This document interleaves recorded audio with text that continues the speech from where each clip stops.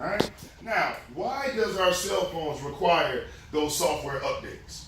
Because it's not smart enough. No, I mean, what does it do for the phone when we do those software updates? It basically gives it a new program, reteaches the phone. Right, so it makes it to where the software is updated so it works better with all of the other updates happening on all the other sites and networks and things like that. So it enhances and improves the performance of your phone, right? Now, knowing the computer was created based off the human brain and knowing that the software updates enhance the performance of the phone. If your cell phone requires up to 6 software updates a year to perform at its peak, what type of updates do you believe the supercomputer requires to perform at its peak? You see, you got people that are performing with software from 2012 and 2018. They haven't updated their programming. They haven't learned anything new, haven't acquired any new skill, haven't read any new information, haven't attended any trainings or whatnot.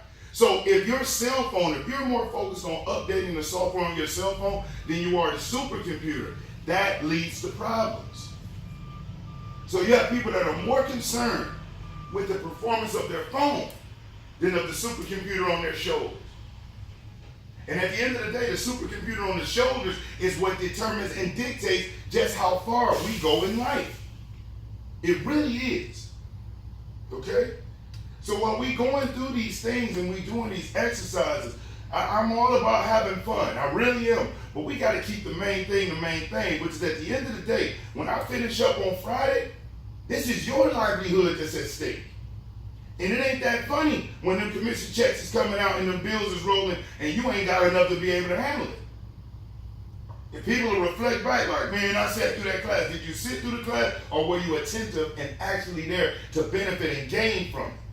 Or is it just a means to an end for you to start another job, which stands for just over broke? And I'll tell you, out of a room with the people in it this size,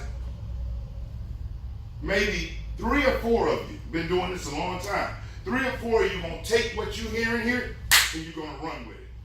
I mean, you're gonna beast out on the floor. Some of you, it may even take you to another level where you're gonna use it to launch yourself and spring yourself into even greater heights, whether it's management, F&I, or maybe it's something on your own. The rest though, if I run into you in 3 to 5 years, I assure you, you'll be singing the same exact sad song, except it'll be even worse. Because there's a thing called inflation. And if you think it's hard to financially survive right now, imagine 3 to 5 years from now where it's going to be. Can't even buy a gallon of milk today for what it was last year. So if you think it's hard to pay your rent, your electric bill today, try 5 years from now.